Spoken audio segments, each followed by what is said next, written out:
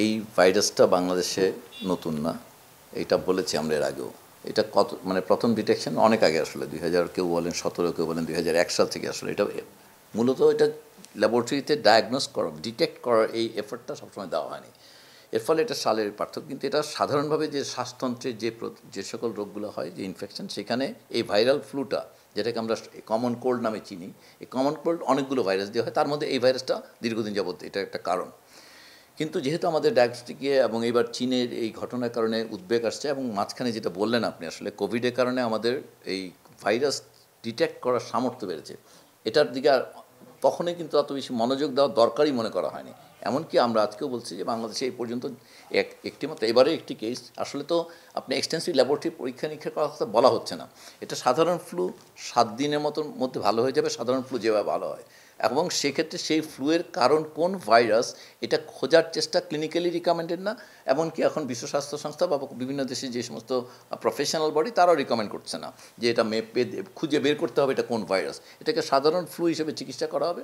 এবং যদি উনি বিশেষ কোনো সমস্যা না থাকে, লাইক উনি যদি খুবই অল্প বয়সী বাচ্চা না হয়, ওনার যদি ইমিউনিটি কম্প্রোমাইজ না হয়, ওনার যদি কিডনি ডিজিজ না থাকে, এবং ওনার যদি সিওপিডি না থাকে, এই ধরনের বিশেষ কোনো রোগ না থাকলে পরে কোমরবিডিটিস, ওনার জন্য এটা একটা সাধারণ ফ্লু।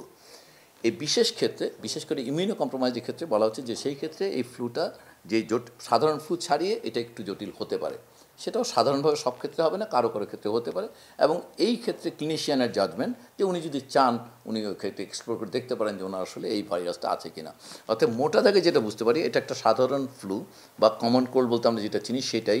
এটার কারণ হিসেবে অনেকগুলো ভাইরাস থাকে, তার মধ্যে এই ভাইরাসটি একটি এই ভাইরাস, এবং এই ভাইরাসটি ডিটেক্টেড হচ্ছে দুনিয়া জোড়া, আমাদের এখানে হয়েছে। এটা দীর্ঘদিন যাবত এই অঞ্চলে ছিল।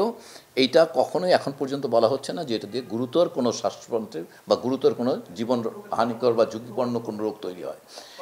একটা ব্যাপার সত্য, সেটা হচ্ছে যে মিউটেশনের একটা সম্পর্ক সবসময় আপনারা দেখেছেন। ইভেন কোভিডে যে ভয়াবহতাও কিন্তু ভ্যারি করেছে এই মিউটেশনের সঙ্গে সঙ্গে। অর্থাৎ ভাইরাস একটা সার্কুলেশনে যখন থাকে, মিউটেশনের সম্ভাবনাটা থাকবে। সো এটা একটা সার্ভেলেন্স সিস্টেমের আওতায় আছে। এখন পর্যন্ত বিশ্ব স্বাস্থ্য সংস্থা বা কোনো রেগুলেটর যেহেতু অ্যালার্ম জেনারেট করেনি, আমাদের সামর্থ্য আছে, আমাদের ল্যাবরেটরির সামর্থ্য আছে। আপনারা জানেনই, কারণ কোভিড মোকাবেলা করতে গিয়ে আমাদের যে ল্যাবরেটরির সামর্থ্য হচ্ছে, সেটা আমরা যখন চাইবো তখনই আমরা এটা ব্যবহার করতে পারবো। কারণ যেই পরীক্ষা নিরীক্ষার মধ্য দিয়ে ভাইরাসকে আলাদা করা লাগে, সেটুকু আমরা করতে পারি।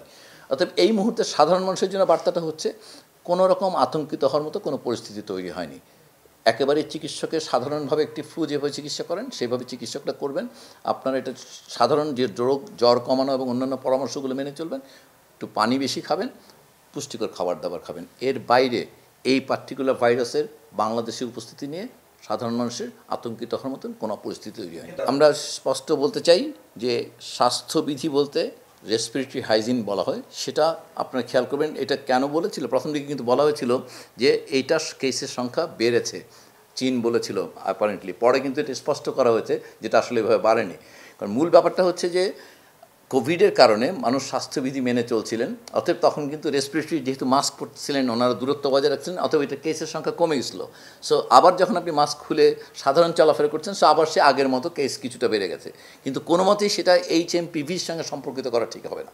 এটা হচ্ছে একটা সাধারণভাবে আমরা কিছু স্বাস্থ্য মাস্ক করে চলছিল, দূরত্ব বজায় রেখে চলছিলেন, হাত ধুচ্ছিলেন, এই তিনটা কাজ করতেছিলেন, সেই কারণে রোগের সংখ্যার কমে আসছিল।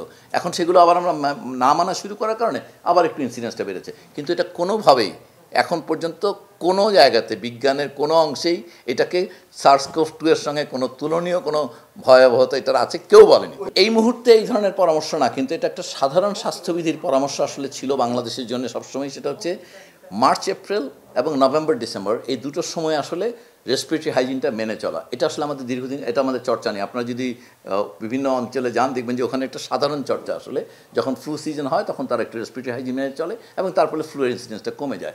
অনেক দেশে এইটার কারণে ফ্লু ভ্যাকসিনও নেয় তারা আসলে। কিন্তু এটা একটা সাধারণ হাইজিন আসলে, যেটা বলছি আমরা পরামর্শ আকারে আমরা দিচ্ছি না। কিন্তু যারা একটু ঝুঁকিপূর্ণ, আমরা যে একটু আগে যে বললাম, সেই সমস্ত ঝুঁকি যাদের আছে, তারা মাস্ক করে চলা, এটা মানে তাদের জন্য এটা পরামর্শ না বললেও তারা এটা চললে ভালো হবে। যারা অতিরিক্ত ঝুঁকির মধ্যে আছে, সাধারণ মানুষের জন্য এখনও মাস্ক পরে চলার কোনো পরামর্শ আমরা দিচ্ছি না।